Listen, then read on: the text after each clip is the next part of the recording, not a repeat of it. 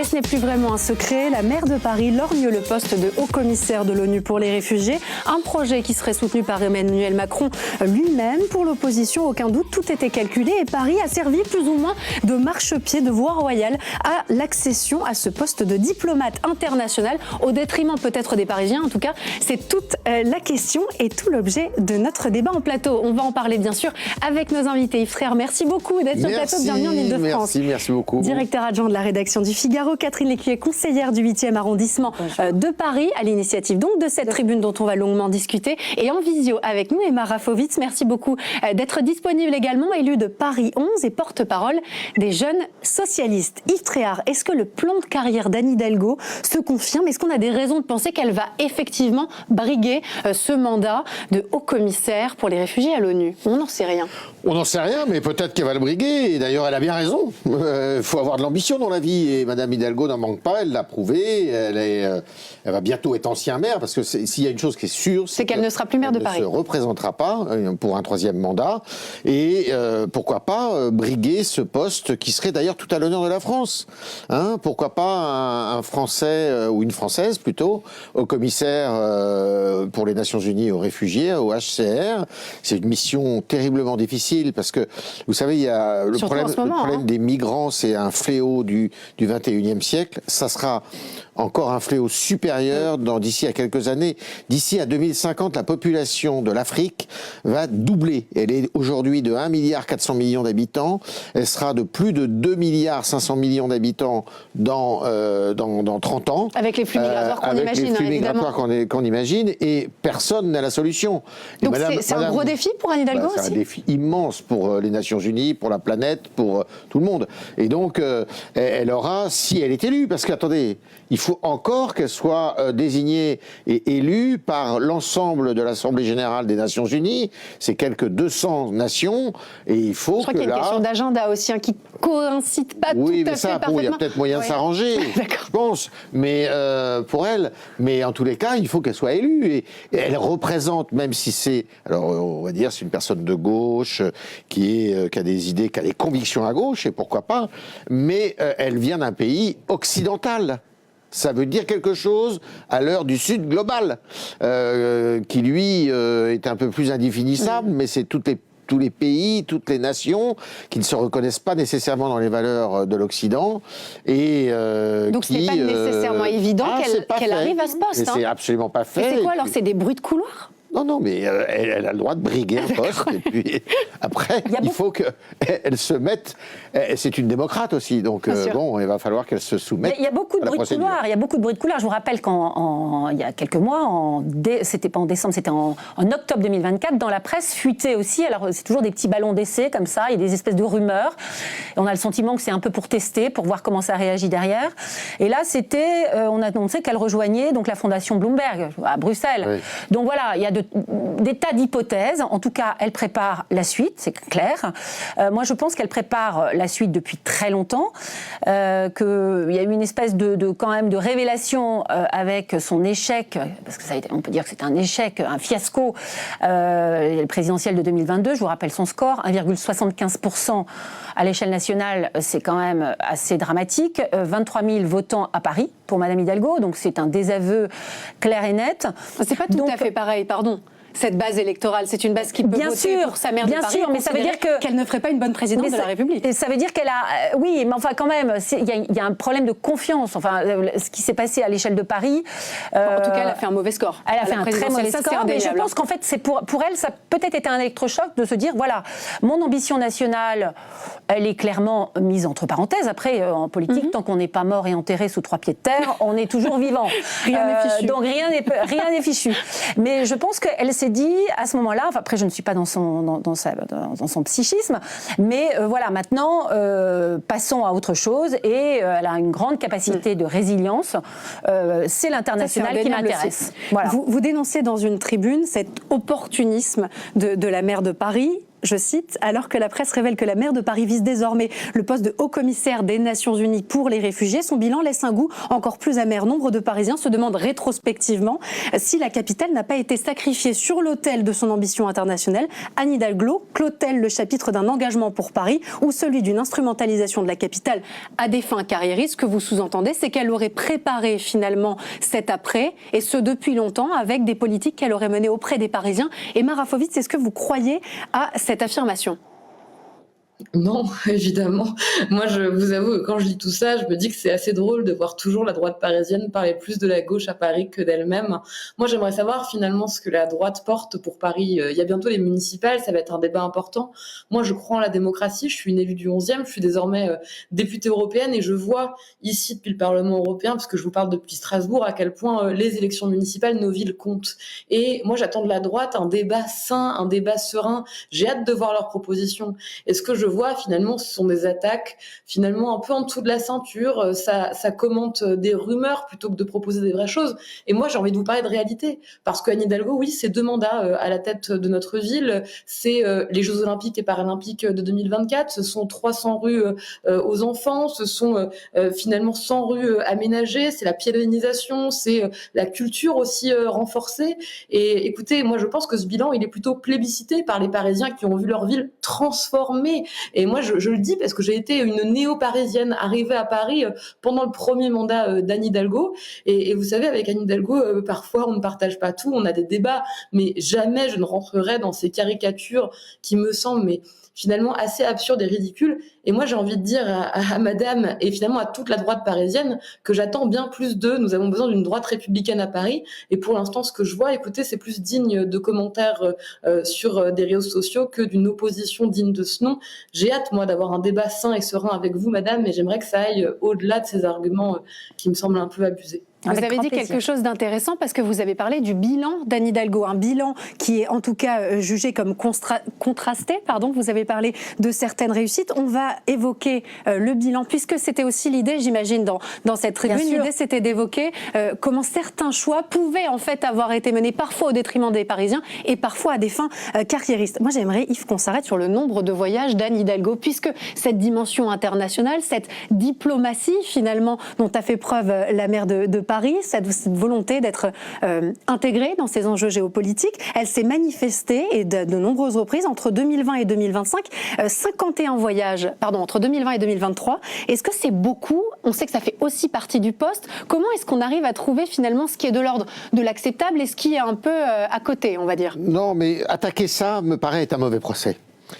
Paris, c'est Paris. Paris, c'est une des plus grandes capitales du monde. Paris a cette exception d'être jumelée qu'avec une seule ville dans le monde. Vous savez laquelle? Non, du tout. Rome. D'accord. C'est une ville, c'est la ville éternelle, Paris. C'est une ville magique, c'est une ville qui est enviée dans le monde entier.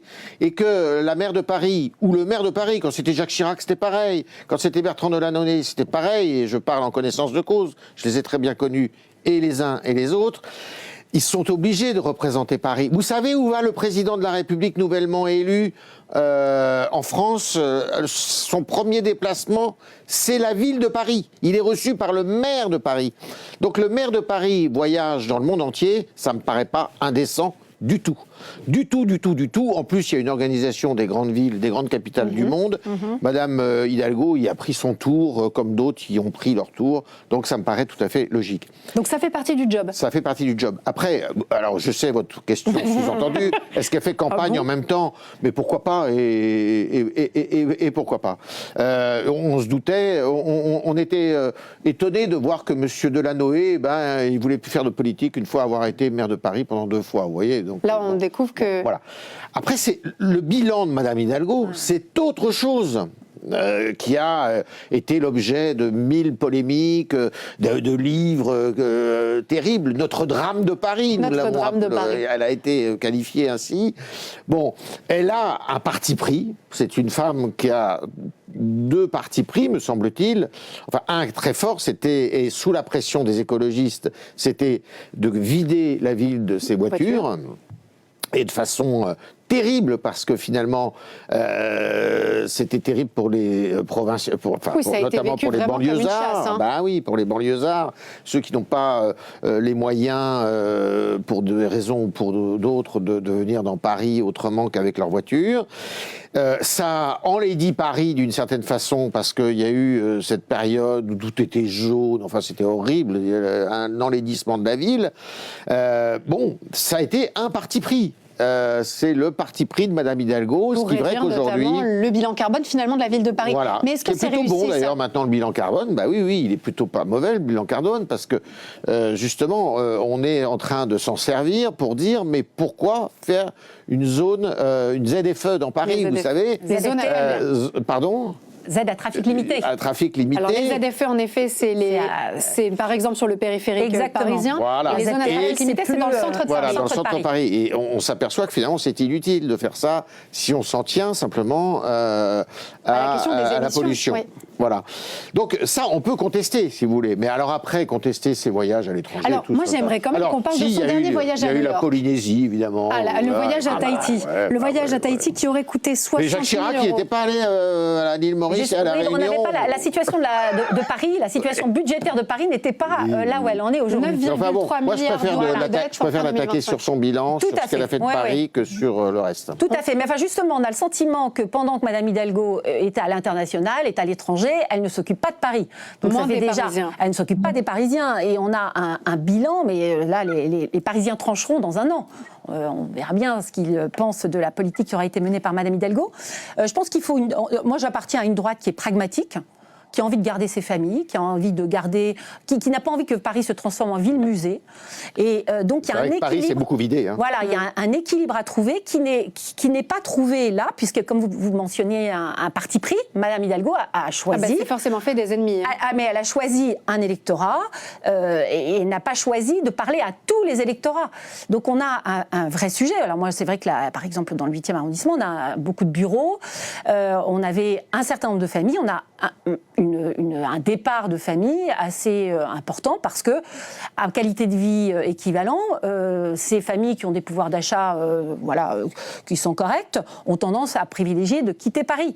Donc le bilan de Madame Hidalgo, on ne peut pas dire que ce soit un bilan qui favorise une grande partie de la population parisienne, une grande partie des Parisiens qui se sont... fait ses choix. Exactement. Elle a une cible. La question environnementale, notamment le verdissement de la capitale. Ville de Bobo. Voilà, exactement. Et puis les personnes âgées, on entend beaucoup des personnes âgées, des personnes fragiles qui ont du mal à se déplacer. Alors moi, je suis pas du tout pour. Je pense qu'on est allé dans le trop voiture. Donc effectivement, qu'on réajuste, qu'on ait le curseur, qu'on fasse du vélo, etc. C'est très bien. Sauf que ça ne convient pas à toute la population. Cet équilibre, il faut le retrouver. C'est cet équilibre qu'il faut retrouver. Emma Rafovitz, une réaction. Non, mais moi j'ai entendu tout à l'heure Yves Tréhard qui parlait de Paris en disant à quel point Paris était une belle ville et comme on était fiers d'être parisien quand on y habitait. Et moi ce que je vois et ce que je sais, c'est qu'en tout cas je vois beaucoup de personnes taper sur le bilan d'Anne Hidalgo, mais que Anne Hidalgo, elle a permis finalement à beaucoup de Parisiennes et de Parisiens d'être fiers de leur ville, justement parce qu'ils pouvaient se dire pendant les Jeux Olympiques et Paralympiques par exemple, mais regardez pourquoi il y a eu des travaux. Vous parliez tout à l'heure, Monsieur Tréhard, de ces moments où il y avait du jaune dans nos rues parce que c'était les panneaux qui annonçaient les travaux. Eh bien on a été fiers aussi de montrer ce à quoi les travaux avaient pu servir. Et sur la question de la qualité de l'air, parce que vous avez parlé des voitures, vous avez parlé de tout ça, tous ces travaux de végétalisation, de piétonisation, c'est au moment où on a permis de faire venir finalement des vélos. Moi, je ne pense pas que ce soit un projet pour les bobos. C'est un projet aussi pour celles et ceux qui restent à Paris et qui parfois ne peuvent pas partir en vacances pour justement aller prendre l'air ailleurs. Parce que quand on permet finalement à l'air d'être de meilleure qualité, eh bien on permet aussi de vivre mieux à Paris, d'avoir des enfants qui par exemple ne sont pas malades, qui ne développent moins de bronchite qu'ils en développaient il y a quelques années. Enfin, ça c'est des réalités du quotidien. Et en fait, oui, c'est des choix politiques forts. Et c'est même des choix, et vous l'avez dit, madame, qui sont des choix clivant, c'est vrai. Mais moi, je pense que c'est ça, la politique. Et c'est ça aussi, faire de la politique dans une ville. C'est assumer de choisir une direction pour notre ville. Et oui, Paris, c'est une ville qu'on regarde partout dans le monde comme un phare pour nos valeurs républicaines, pour nos valeurs démocratiques et aussi pour la question écologique. Quand on voit évidemment qu'Anne Hidalgo, elle a pris la tête du C40, vous l'évoquiez aussi tout à l'heure, et a été un modèle finalement, eh bien oui, moi je pense que ce bilan-là, il est très bon et j'espère qu'en 2026, la succession d'Anne Hidalgo avec Emmanuel Grégoire aura le même succès. Soutien d'Emmanuel Grégoire. Voilà. Ouais, alors qu'il y, y a justement un débat qui va être organisé cette semaine entre M. Ferraud et Emmanuel Grégoire, puisque la succession de Mme Hidalgo au sein des socialistes est ouverte. Avec Rémi Ferraud comme dauphin. Désigné par Anne Hidalgo contre toute attente. Toute attente, alors qu'Emmanuel Grégoire était son premier adjoint pendant longtemps. Mais les choses se sont un peu délimitées. Vous nous en aviez évidemment parlé longuement en plateau. Anne Hidalgo qui a d'ailleurs été distinguée par force pour cet engagement contre la crise climatique dont on vient de parler. Cette chasse aux voitures, et vous nous en avez très bien dépeint le tableau. Réduction de la pollution de l'air et du trafic automobile. Verdissement de la capitale aussi. Assainissement de la Seine. Désartificialisation des sols. Pourtant, quand on regarde les priorités des Parisiens, on est assez loin finalement de ce qui a été mis en place par la maire de Paris, puisque les priorités des Parisiens sont la sécurité et la propreté pour 16,4%, les déplacements et la mobilité pour 15,7%. On comprend par là évidemment la volonté d'avoir des transports en commun qui fonctionnent bien au quotidien et une accessibilité plus simple dans Paris, et l'environnement et le climat, c'est vrai, pour 14,6%. La question de la sécurité, elle est passée complètement à la trappe ? Pas du tout. Pas du tout. D'ailleurs, je vais recevoir Thibault de Montbrial dans le 8e arrondissement, j'en profite pour l'évoquer la semaine prochaine, avec pour thématique, est-ce que ce sujet de la sécurité sera un enjeu des prochaines élections municipales? Donc non, je pense que la sécurité va être un gros sujet. C'est vrai que c'est pas le sujet numéro 1 qui nous est évoqué quand on est Pourtant, quand sur on regarde le les terrain. préoccupations des Parisiens, c'est bizarre. Alors c'est vrai que moi, je sillonne beaucoup mon arrondissement. On me parle beaucoup, moi, de qualité de vie, avec effectivement les problématiques en particulier de propreté, les problématiques de prix du logement, les problématiques de transport. Voilà, ça c'est des sujets récurrents. Qui reviennent fréquemment. Voilà. Après, effectivement, le sujet de la sécurité à l'échelle de Paris est un sujet extraordinaire, enfin un sujet extraordinairement important, avec des arrondissements qui ont des gros enjeux sécuritaires et avec le problème de la police municipale qui se retrouve. On y a consacré une émission dans la semaine, et l'idée était en effet de montrer que les investissements municipaux. Exactement. Donc ça, c'est un gros enjeu des prochaines municipales, des prochaines élections municipales. Donc pour vous, c'est clair et net, il faut armer cette police municipale. Il faut armer cette police municipale. Je pense que voilà, c'est un. L'enjeu de la sécurité, il faut que les choses soient très claires. La sécurité à Paris n'a pas été le sujet du maire pendant très longtemps, qui n'avait pas les pouvoirs de police. Pas les compétences, tout à fait. Parce que c'est le préfet de police, et d'ailleurs avec Marseille, c'est les deux seules villes en France où vous avez un préfet de police. Qui est Laurent Nunez. C'est lui qui est chargé de la sécurité publique. Là où Mme Hidalgo, et c'est un reproche qu'on peut lui faire, a tardé, c'est à se doter d'une police municipale qui assure, je dirais, la tranquillité au quotidien. Et maintenant, se pose la question effectivement qui va être posée à l'occasion des élections municipales, de l'armement de cette police, comme souvent ça se pose, l'armement qui me paraît effectivement probablement tout à fait nécessaire et obligatoire à l'heure qu'il est aujourd'hui.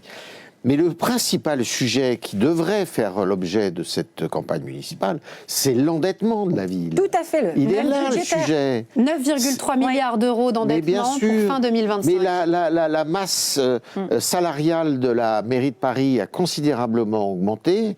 Elle est équivalente d'ailleurs, j'en profite puisqu'on est avec une députée européenne, dire qu'on se dit souvent la bureaucratie bruxelloise et tout ça, mais il y a autant de fonctionnaires à Paris qu'à Bruxelles. Première chose, pour l'Union européenne.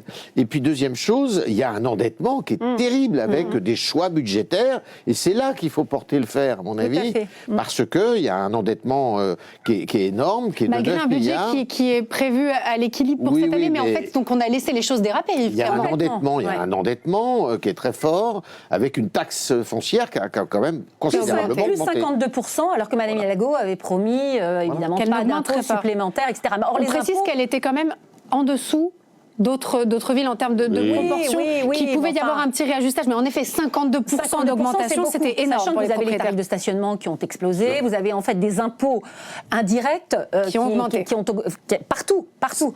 Donc non, mais la question budgétaire est extrêmement importante. C'est pour ça que quand on parle végétalisation, on parle de tous ces grands projets de réaménagement de la ville, etc. Mais ça coûte un argent fou.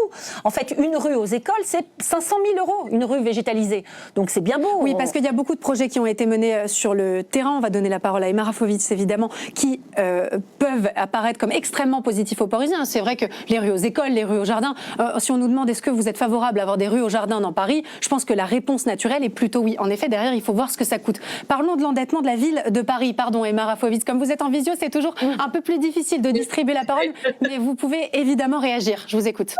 Mais non, mais je pense que c'est une vraie question, le sujet de la dette, mais il faut l'aborder avec évidemment de l'honnêteté intellectuelle. Déjà, rappeler aussi ce qu'est la responsabilité de l'État envers la ville de Paris. Et quand on voit aujourd'hui que l'État doit 1 milliard d'euros à la ville, que finalement tout ça fait partie aussi de nos réalités du quotidien, on ne peut pas rentrer dans ce sujet sans finalement dire ce qui va à côté d'investissement et ce qui va à côté aussi du sujet de la dette. Monsieur Tréhard le disait tout à l'heure, et je lui reconnais cette honnêteté intellectuelle, il parlait à propos de la dette et du budget, aussi du sujet des fonctionnaires.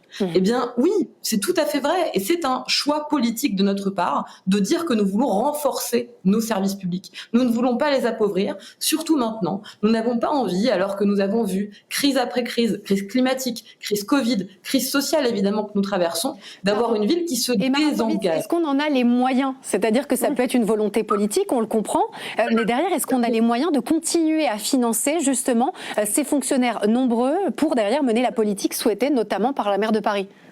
Moi, je le pense très sincèrement, parce qu'aujourd'hui, ce qu'on voit quand même, c'est que Paris, finalement, a une capacité de désendettement qui correspond à la moyenne des grandes villes. On est aujourd'hui dans quelque chose d'assez commun. Et d'ailleurs, les agences de notation, que la droite aime beaucoup souvent évoquer, mais là, qu'ils n'évoquent pas, donnent d'excellentes notes à Paris sur le sujet de la dette et de notre capacité de désendettement. Donc oui, il faut des choix politiques forts et il faut l'assumer. Quand on se balade à Paris en plein mois d'août et qu'il fait évidemment des chaleurs pas possibles, ben oui, la ville, elle doit investir pour adapter la ville au changement climatique. Oui, il faut investir pour la sécurité. Et vous avez raison d'évoquer cette police municipale que nous avons pris l'initiative de lancer avec Anne Hidalgo. Vous avez raison de parler de propreté. Mais tout ça, ça va aussi avec des investissements publics. Et moi, j'ai envie de savoir, demain, si vous voulez réellement désendetter Paris, si vous voulez baisser les budgets, qu'est-ce que vous enlevez aux Parisiennes et aux Parisiens? C'est ça la question. Ah, on a un gros, qu'est-ce qu'on enlève aux Parisiens? Il y a un gros sujet qui sont les subventions. On a un nombre d'associations subventionnées, mais qui est absolument astronomique, avec un certain nombre d'associations dont on n'a pas vraiment, on connaît pas la fonction, on connaît pas l'intérêt, on connaît par exemple. Alors c'est des tas de petites associations. Là, je peux pas vous donner, et puis je voudrais pas stigmatiser. D'accord, c'est un maillage d'associations. C'est un maillage d'associations. D'ailleurs, avec Madame ne me détrompera pas, en Conseil de Paris, on vote souvent des packages d'associations. C'est-à-dire qu'on n'a pas le temps d'aller dans le fond et de déterminer si telle ou telle association a les moyens, mérite d'être... Donc c'est ça qui endette la ville de Paris aujourd'hui? Non, mais c'est un élément parmi d'autres. On a aussi un nombre de fonctionnaires, effectivement, comme Madame vient de dire, très important, je pense, au service de communication de la mairie de Paris. Est-ce qu'on a besoin de 400 personnes au service? On essaie pourtant de les contacter, mais voilà, très difficile d'avoir Anne Hidalgo en interview. Au service de la communication. Est-ce bien nécessaire? Peut-être parce que ça rejoint ce que disait Yves Tréhard tout à l'heure. C'est une ville, Paris est une ville qui a besoin de rayonner. Oui, et donc, elle se doit d'avoir un service de communication. Je pense qu'il faut revenir à une gestion pragmatique. Avec, on cible les priorités. La priorité, ça va être la voirie, c'est la sécurité, c'est la propreté. Qu'on revienne. Donc être un peu plus dans une logique de gestionnaire, pardon? Complètement. On est obligé de revenir sans prisme idéologique. Il faut qu'on sorte d'une gestion idéologique. Parce que pour moi, la gestion aujourd'hui de Mme Hidalgo, elle est extrêmement. Elle a choisi ses segments. Elle parle à des électorats. Donc, elle ne parle pas à l'intégralité des électeurs parisiens. Il faut revenir à une gestion pragmatique de la ville. Dans votre tribune, Catherine Lécuyer, vous dites « Je suis désolée, j'aimerais juste aborder un sujet, Emma Rafovitz, et qu'on avance. » Vous dites qu'Anne Hidalgo a voulu faire de Paris une ville refuge. J'aimerais qu'on recite les mots d'Anne Hidalgo. C'était le 20 décembre 2023 au sujet de la loi immigration. Nous voulons l'affirmer, le dire. Ici, à Paris, nous continuerons à faire vivre cette dimension humaniste, multiculturelle, d'accueil inconditionnel, parce que c'est notre ADN. C'est ce que vous appelez être une ville refuge. Yves Tréhard, est-ce que Paris est aujourd'hui ce qu'on appelle une ville refuge? Est-ce qu'on ouvre les vannes finalement de l'accueil de tous, et comme le dit Anne Hidalgo, d'un accueil inconditionnel? Oui et non, puisque finalement, la ville de Paris n'a pas les moyens d'accueillir que je reprends une expression de Michel Rocard, toute la misère du monde. C'est-à-dire que Paris, évidemment, attire, c'est évident, c'est une grande capitale, comme je l'ai dit tout à l'heure. Que des capitales comme Londres, hein, par exemple. Londres, c'est les deux grandes villes qui attirent beaucoup, même si aujourd'hui Berlin aussi attire beaucoup de monde. Mais c'est évidemment, les gens vont vers la capitale parce que c'est là où il y a les organismes d'aide, c'est là où il y a éventuellement de l'emploi, c'est là où il y a une forme d'anonymat aussi. Quand vous êtes sans papier et sans titre je dirais, de séjour. Donc il y a cette affirmation de la maire de Paris derrière. Alors, sur le oui, contraire, mais sauf que ça donne des situations qui sont catastrophiques. On n'a toujours pas réglé le problème de la porte de la Chapelle, où en plus se mêle à l'immigration le problème du trafic de drogue qui est terrible. Et c'est vrai que la France est assez généreuse, il faut le dire. C'est pas Paris, Paris aussi, mais la France est généreuse vis-à-vis des personnes qui arrivent sans papier chez elle. Elle est probablement le pays le plus généreux de la vieille Europe, en tous les cas, et de l'Europe tout court, parce que la nouvelle Europe, elle se garde bien de vouloir accueillir des immigrés. Et donc ça, c'est un problème majeur. Et c'est un problème qui est global, qui n'est pas uniquement du ressort de Paris. Alors, Madame Hidalgo peut avoir des propos tout à fait sympathiques, mais c'est pas avec des propos sympathiques qu'on fait de la bonne politique. Donc c'est un problème majeur de notre pays en général que celui de l'accueil et de la régularisation des personnes qui arrivent sans papier et du refoulement de tous ceux qui n'ont rien à faire dans notre pays, puisque néanmoins c'est aussi le cas. Il y a eu évidemment des ouvertures de centres d'accueil pour les demandeurs d'asile. Ça a été vrai récemment dans le quartier d'Auteuil, des espaces d'accueil de migrants créés en 2019. Mais comme le précisait très justement Ève Tréhard, ça fait partie évidemment d'une politique aussi nationale d'accueil de ces personnes en situation d'immigration. Pourtant, pendant les JO, c'est ce que vous dites dans cette tribune, il y a eu une volonté de mettre un peu sous le tapis ce qu'on ne voulait pas montrer. D'ailleurs, ça a suscité une certaine indignation de la part des Parisiens, puisqu'on a effectivement tout d'un coup essayé de cacher tous ces gens qui sont là depuis longtemps dans des situations... Pourquoi ? Pour donner le meilleur visage possible à Paris ? Exactement, pour donner une image de Paris, donc comme quoi il y a un décalage entre les discours, ville ouverte, ville d'accueil, et puis quand il s'agit de présenter au monde tous ces gens qui sont dans des situations pour certains, c'est indigne, et bien là on prend des cars et puis on essaie de trouver des lieux éloignés de Paris pour les y accueillir. Et Mara Fovitz, une réaction sur cette ville refuge dénoncée par le groupe Changer Paris. Moi, je pense que c'est tout l'honneur de Paris, finalement, d'être dans la juste ligne de son histoire, à savoir de pouvoir accueillir dans notre ville des personnes qui sont, oui, en quête d'un refuge parce que ils fuient la misère ou les discriminations en raison de, par exemple, leurs idées politiques ou leur identité. Maintenant, Monsieur Tréhard, notamment, évoquait le sujet du narcotrafic, évoquait le sujet de l'immigration et certaines zones de Paris. Moi, je n'ai pas envie qu'on mélange tout. Le sujet de l'immigration, le sujet du narcotrafic, ce sont des sujets qui avant tout ont besoin d'être traités au niveau national. Et ce n'est pas dans le bureau de la maire de Paris ou du maire de Paris que ces choses-là sont traitées. Quand on évoque par exemple le narcotrafic, c'est aujourd'hui quelque chose qui pourrit la vie de bon nombre d'habitants, mais je ne crois pas que ce soit lié à l'immigration. Aujourd'hui, quand on a besoin finalement d'avancer sur Paris, une ville refuge, quand on a besoin de parler de l'accueil de Paris, eh bien oui, je pense qu'on peut être fier de savoir que Paris accueille. Maintenant, la nation, le pays a à prendre toutes ses responsabilités. Mais Monsieur Tréhard citait Michel Rocard. Eh bien, quand on dit que Paris ne peut peut-être pas accueillir toute la misère du monde, Michel Rocard finissait sans doute sa phrase en disant « mais nous pouvons en prendre toute notre part ». Oui, c'est vrai. Non, néanmoins, j'insiste comme quoi le narcotrafic est une véritable plaie, se sert justement, c'est ça le sujet, se sert de l'immigration irrégulière comme d'une main-d'œuvre pas chère, parce que cette immigration, elle a besoin de gagner, de vivre, de gagner sa vie. Et c'est une proie très facile pour les filières. Et très souvent, d'ailleurs, les filières de passeurs se doublent de filières de trafic de drogue. Donc le lien existe. Le lien existe évidemment. C'est une horreur. Et les gens sont des esclaves de ça, malheureusement. Vous voyez. Oui, des riverains qui sont complètement empêtrés dans des situations. Les riverains, ça c'est sûr, mais les migrants eux-mêmes, qui errent sont pris dans ces filets-là, et c'est terrible. Et c'est pour ça que c'est quand même c'est pas relativement, c'est complètement lié, selon moi. Parce qu'en fait, ils n'ont pas le choix, c'est des situations que vous décrivez. Pour beaucoup, pour gagner quelques euros, vous vous laissez embringuer dans des filières, vous êtes passeur, vous êtes... Vous voyez, et ça, c'est regrettable. Il faut le regretter. Il faut lutter pied à pied contre ça. Bon, c'est pas la ville de Paris seule qui peut le faire, à mon avis. Hein. C'est pour ça que, heureusement, qu'il y a un préfet de police de Paris, mais on n'a pas trouvé la solution. Un dernier mot peut-être sur les Jeux Olympiques et la stature internationale qu'a pris Anne Hidalgo, qui a continué à prendre et à incarner Anne Hidalgo pendant évidemment cette grande fête qu'on a tous vécue ici et qu'on a adoré partager avec vous. Est-ce que ça a été finalement le point d'orgue de sa mandature, Yves Tréhard, une manière de dire je suis en capacité maintenant, je suis en mesure d'aller briguer les plus hauts postes et notamment un poste, pourquoi pas, de haut-commissaire à l'ONU? Oui, pourquoi pas. Évidemment que ça a été un point d'orgue, ça a été magnifique, c'était une grande réussite, tout le monde s'accorde à le dire. Et il faut savoir parfois reconnaître quand la France est grande et belle, comme elle l'a été à cette occasion-là.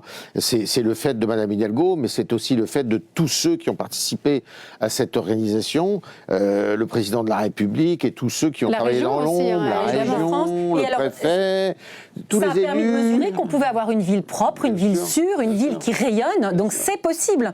Donc puisque quand j'entends la porte-parole du Parti socialiste qui a beaucoup de mal à reconnaître quand même il y a eu un certain nombre d'échecs dans cette mandature. Et c'est vrai qu'à entendre donc Madame Rafovitz. Voilà, pardonnez-moi, je n'ai pas noté le nom. On a l'impression que cette mandature se termine en feu d'artifice et que tout va bien et circuler, il n'y a rien à voir. Les oppositions n'ont pas le droit de s'opposer.